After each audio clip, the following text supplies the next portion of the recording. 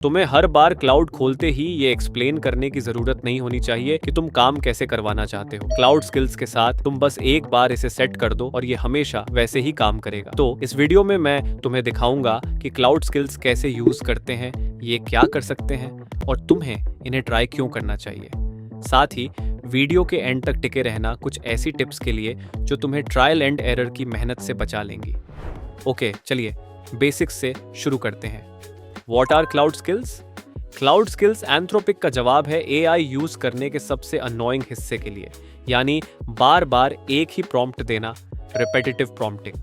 ये ऐसे फोल्डर्स हैं जिनमें इंस्ट्रक्शंस, स्क्रिप्ट्स और रिसोर्सेज होते हैं जिन्हें क्लाउड जरूरत पड़ने पर लोड कर लेता है। चलो मैं तुम्हें एक बनाकर दिखाता हूँ। तुम क्लाउड से बस एक स्किल बनाने के लिए कहकर शुरुआत कर सकते हो। अगर तुम्हें पहले से पता है कि तुम्हें क्या चाहिए तो क्लाउड को पूरी इंस्ट्रक्शंस शुरू में ही दे दो। जैसे कि मेरी वेबसाइट के कंटेंट को एडिट करने के लिए एक स्किल बनाओ, हमेशा छोटे पैराग्राफ यूज करो, कैजुअल टोन में लिखो और यूटिलाइज वर्ड का कभी यूज मत करना। ओके, इसे 1 सेकंड दो और क्लाउड स्किल जनरेट कर देगा। और एक बार ये हो जाए तो तुम बस सेव स्किल बटन दबा दो और बस ये यूज के लिए रेडी है। अगर तुम्हें समझ नहीं आ रहा कि कहां से शुरू करें तो बस क्लाउड से पूछो कि तुम जो स्किल चाहते हो वो बना दे और वो कुछ सवालों के साथ तुम्हें इस प्रोसेस में गाइड करेगा। तुम स्किल फाइल को डाउनलोड करके दूसरों के साथ शेयर भी कर सकते हो या उसे मैन्युअली अपलोड कर सकते हो। अगर तुम अपनी स्किल्स देखना और मैनेज करना चाहते हो तो वो तुम्हें सेटिंग्स में कैपेबिलिटीज के अंदर मिल जाएंगी। स्किल्स बनाने का ये सबसे आसान तरीका है। अगर तुम कोडिंग जानते हो तो तुम उन्हें मार्कडाउन के साथ मैन्युअली भी बिल्ड कर सकते हो। डिस्क्रिप्शन में तुम्हें क्लाउड स्किल्स डॉक्यूमेंटेशन का लिंक और हमारे आर्टिकल का लिंक मिल जाएगा। What skills are useful. और अब जब तुम जानते हो कि स्किल्स कैसे बनानी है तो चलिए इन्हें यूज करने के 3 बेहतरीन तरीके देखते हैं। पहला, document creation. Good news, cloud ने इसे तुम्हारे लिए पहले से बना रखा है। एक्सेल स्प्रेडशीट्स फॉर्मूलाज के साथ, वर्ड डॉक्यूमेंट्स फॉर्मेटिंग के साथ, पावर पॉइंट प्रेजेंटेशन। तुम अपनी गाइडलाइंस ऐड कर सकते हो और अपनी जरूरत के हिसाब से उन्हें एडिट कर सकते हो। दूसरा, ब्रांड गाइडलाइंस। ये तुम्हें खुद बनानी होगी और ये वाकई काम की चीज है। तुम क्लाउड को अपनी कंपनी का DNA, visual identity, tone of voice, core messaging, target audience और राइटिंग स्टाइल दे सकते हो। फिर आराम से बैठो और देखो कि क्लाउड सारा काम एकदम सही करता है। तीसरा है डिबगिंग। डेवलपर्स,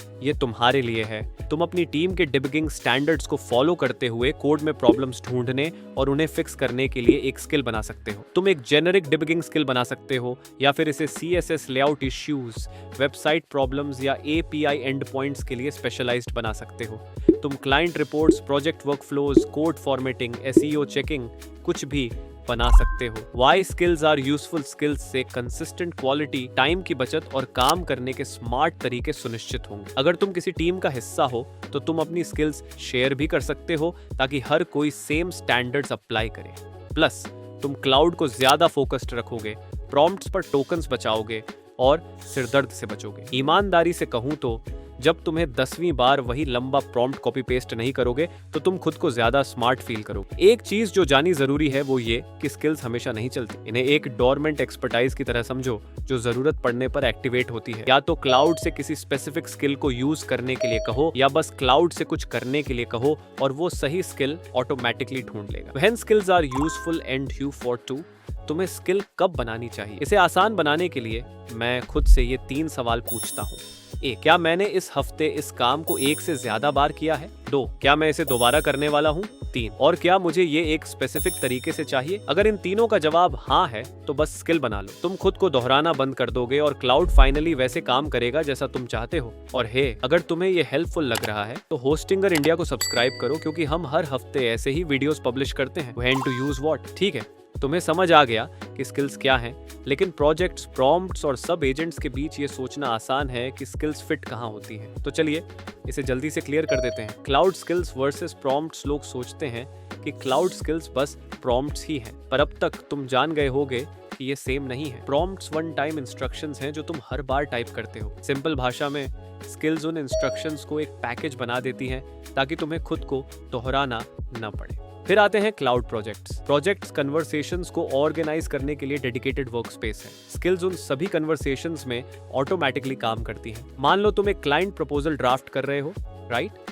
मटेरियल्स ऑर्गेनाइज रखने के लिए प्रोजेक्ट्स यूज करो और एक स्किल ऐड कर दो ताकि हर ड्राफ्ट तुम्हारे ब्रांड की वॉइस से मैच करे। क्लाउड सब एजेंट्स जो सिर्फ क्लाउड कोड में अवेलेबल हैं, इनके बारे में हमने एक पूरा वीडियो बनाया है जो तुम्हें नीचे डिस्क्रिप्शन में मिल जाएगा। लेकिन यहाँ एक छोटा सा फर्क है। स्किल्स तब यूज करो जब मल्टीपल कन्वर्सेशंस को सेम एक्सपर्टीज चाहिए हो, और सब एजेंट्स तब जब तुम्हें मल्टी स्टेप टास्क पर डीप फोकस चाहिए हो जो मेन कन्वर्सेशन के बाहर एग्जीक्यूट हो। स्किल्स यूज करने का बेस्ट पार्ट ये है कि तुम्हें किसी और एआई टूल को छोड़ देने की जरूरत नहीं है। तुम इन्हें हर चीज के साथ यूज कर सकते हो, यहाँ तक कि ओपन एआई एजेंट्स जैसे बाहरी टूल्स के साथ भी। टिप्स। इससे पहले कि तुम 50 स्किल्स बनाने जाओ, ये रहे 4 टिप्स। टिप 1, सिर्फ उन्हीं टास्क के लिए स्किल्स बनाओ जिन्हें तुम वाकई दोहरा रहे हो। याद रखो, स्किल्स प्रॉम्प्ट्स नहीं है, तो उन्हें तब बचा कर रखो जब उनकी वाकई जरूरत हो। 2, क्लाउड को बताओ कि एक अच्छा आउटपुट कैसा दिखता है और अपनी इंस्ट्रक्शंस में एग्जांपल्स शामिल करो। तुम जितने स्पेसिफिक होगे, क्लाउड उतना ही बेहतर समझेगा कि स्किल कब यूज करनी है। 3, इसे जमकर टेस्ट करो। कभी ये मानकर मत चलो कि तुम्हारी स्किल काम कर रही है। इसे कुछ बार रन करो, और अगर कुछ मैस है तो बस क्लाउड को बताओ कि क्या फिक्स करना है, वो एक अपडेटेड वर्जन जनरेट कर देगा। और 4, क्लाउड स्किल्स गिटहब चेक करो। एंथ्रोपिक ने कुछ एग्जाम्पल स्किल्स तैयार की हैं जिन्हें तुम कस्टमाइज कर सकते हो या टेम्पलेट की तरह यूज कर सकते हो। मैंने लिंक नीचे डिस्क्रिप्शन में दे दिया है।